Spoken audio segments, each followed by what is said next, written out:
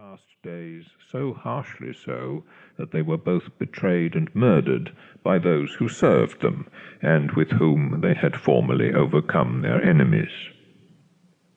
Quintus Sertorius was of a noble family, born in the city of Nursia, in the country of the Sabines. His father died when he was young, and he was carefully and decently educated by his mother, whose name was Rhea, and whom he appears to have extremely loved and honored. He paid some attention to the study of oratory and pleading in his youth, and acquired some reputation and influence in Rome by his eloquence, but the splendor of his actions in arms and his successful achievements in the wars drew off his ambition in that direction. At his first beginning he served under Caepio when the Cimbri and Teutones invaded Gaul, where the Romans, fighting unsuccessfully and being put to flight, he was wounded in many parts of his body and lost his horse, yet nevertheless swam across the river Rhone in his armor, with his breastplate and shield, bearing himself up against the violence of the current, so strong and so well inured to hardship was his body. The second time that the Cimbri and Teutones came down with some hundreds of thousands, threatening death and destruction to all, when it was no small piece of service for a Roman soldier to keep his ranks and obey his commander, Sertorius undertook, while Marius led the army, to spy out the enemy's camp. Procuring a Celtic dress,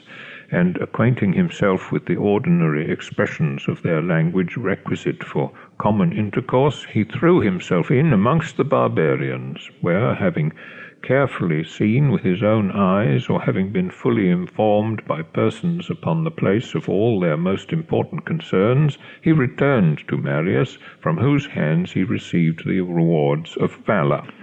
and afterwards, giving frequent proof both of conduct and courage in all the following war, he was advanced to places of honor and trust under his general.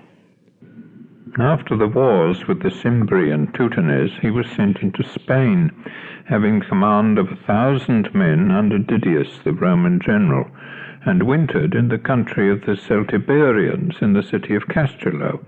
where the soldiers, enjoying great plenty and growing insolent and continually drinking,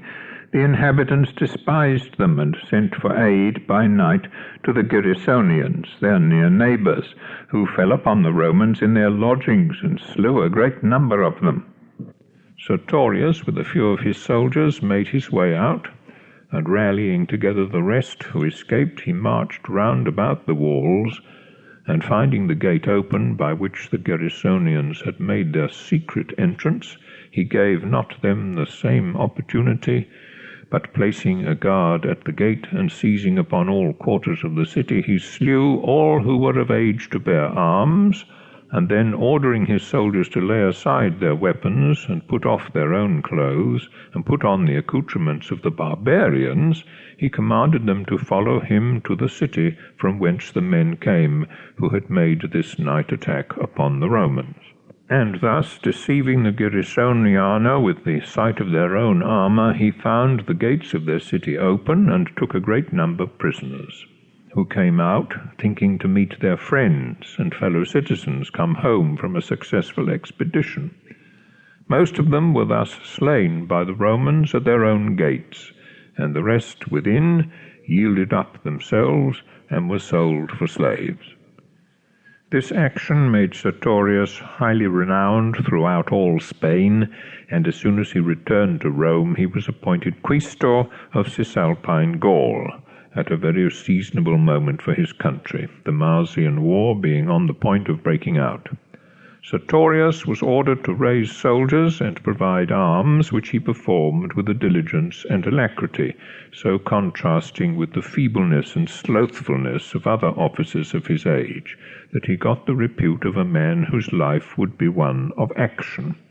Nor did he relinquish the part of a soldier now that he had arrived at the dignity of a commander, but performed wonders with his own hands, and never sparing himself, but exposing his body freely in all conflicts, he lost one of his eyes.